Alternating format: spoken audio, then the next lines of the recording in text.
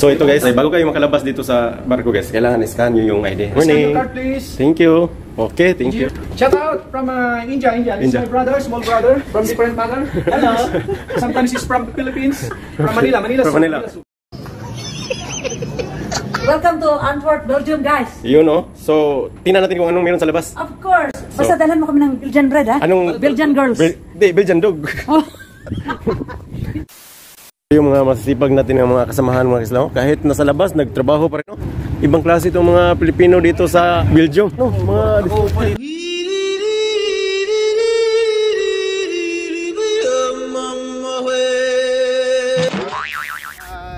Welcome to Belgium! Okay. Woohoo! So may kasamahan tayo dito mga kislaw. Kawawa yung mga kababayan natin dito mga kislaw. Mga homeless na dito sa Belgium. So sir, ilan taon ka na homeless dito sir? So, nandito na tayo mismo sa labas ng Belgium mga guys. Tingnan natin mga kisla. Anong meron dito? So, dito sa labas mga kisla, may makita kang parang anong klaseng sasakyan to? Yan, dito ko lang to makikita mga kisla sa lugar na ito. That's a church. Ah, yeah. Wow, exactly, that's the church. The famous church here mga kisla. Tingnan nyo. Yan. Wait lang muna mga kisla, bago natin puntahan ang simbahan na yan, ikutin muna natin dito kung ano pa ang makikita natin sa lugar nila dito sa Belgium.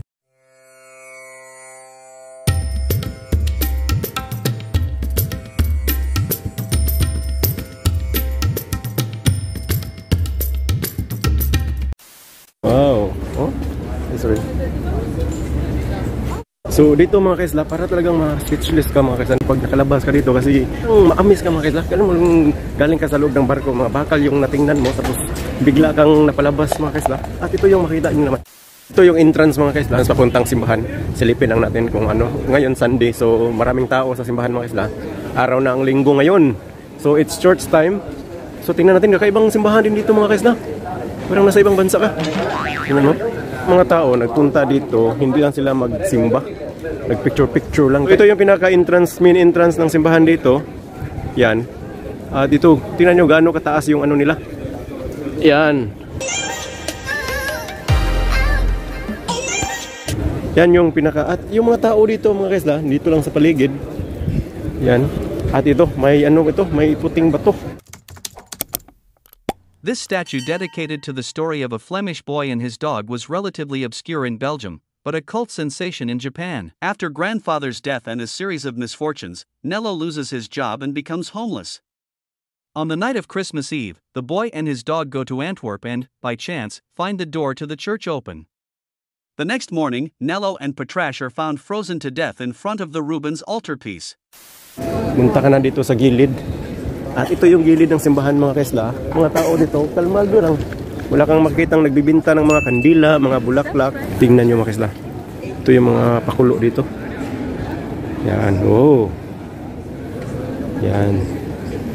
Okay din, may ma-entertain din ng mga people dito. So, punta na tayo doon. Punta tayo doon sa mga libre sa atin. May mga libre kasi ngayon mga kaisla ng KFC. Yan, si Master Martin. Take away daw mga kaisla. Ibang klase dito pag mag-take out ka, tawag na take away. No? Ibang klase din no? Take away daw, take away. So ayun mga kaisla, hindi ako na-inform na kami pala yung maglalagay ng sausawan sa aming french fries. Mapipili ka lang dyan, ketchup or curry, mayonnaise. Pero hindi ko alam kung paano ito pandar. No. Yaha, kawawi ito mga kaisla. Abi na una sa taas yung pindutan, nasa ilalim lang pala. At ayun, sobrang sarap pala mga kaisla. At ito yung nangyayari.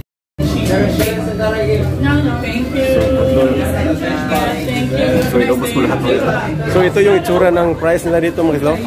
Small daw to pero sobrang laki. Sana all. So pang social pala itong kasama ko mga kaisla. Habang nag-window shopping sila dito, kain ng french fries. Iba din, no? Ngayon lang ako nakasubok na rin. Dito lang sa Belgium. Naglalakad ka habang nagkakaon.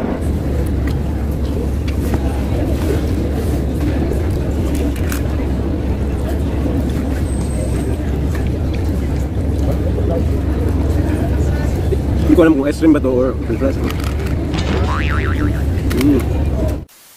So dito mga kaisla, tapos na kami kumain ng french fries. Meat na naman daw mga kaisla. Ito lang yung master namin mga kaisla. Meat na naman daw. Tingnan. Wala, pili na Spards. Mura po siya bubayad. Ang sarap pala ng half-cook na beef mga kaisla. At lalong sumasarap kasi libre ito. Mahal pa naman ito. 1,000 to.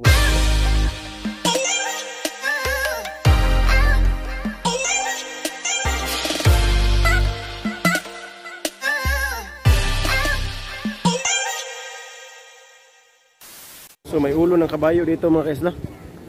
Yan, ulo ng kabayo yan. So ngayon mga kaisla, pauwi na kami sa barko. Pero may nadaanan kami dito nag-rally mga kaisla. Titingnan natin kung anong ginagawa nila dito. Kung paano mag-rally. Dito yung mga kaisla, ganito yung mag-rally ang mga taga-ibang bansa. Tingnan. Yan. Ito yung mga pulis nila dyan, politi.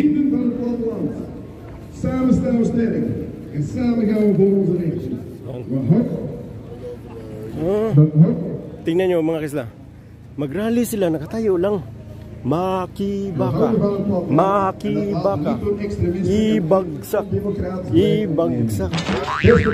War survivor. So dito mga kaisla, bago kami bumalik, habang palakad kami mga kaisla, madaming pumapasok dito. Kaya tingnan natin kung anong meron sa loob dito. May isang malagandang building dyan na parang nakita ko to dati mga kaisla sa mga palabas. Dito lang pala ito matatagpuan. Kaya puntahan natin, pasukin natin kung anong meron dyan sa loob na yan bago tayo bumalik sa barko. Ipasyal ko kayo dito mga kaisla. Kaya tara. Ito yung entrance niya mga kaisla. Yung entrance. Okay. May pasukan dyan kunti. May maliit na pasukan dyan. Pagpasok mo dyan, ano kayo meron dyan sa loob? Hello? Anong mga kababalaghan ang nangyari dito? So dito. Pagpasok mo mga kaisla, para lang siyang kwarto. So ito. Meron dito. Ano kayo meron dito? Labas na siya. Tara, tara. Wala mo isa. Ito lang pala ang loob. So, dito tayo. Puntahan natin to dito. Anong meron? Tingnan yung barko. Malapit na kami dito mga kaisla. Tourist information. So, ito lang pala. Exit lang. Yan yun lang yung barko dyan. Baba kami dito. Yan. Yan. Uy, mga... Pasok kami. Bye-bye.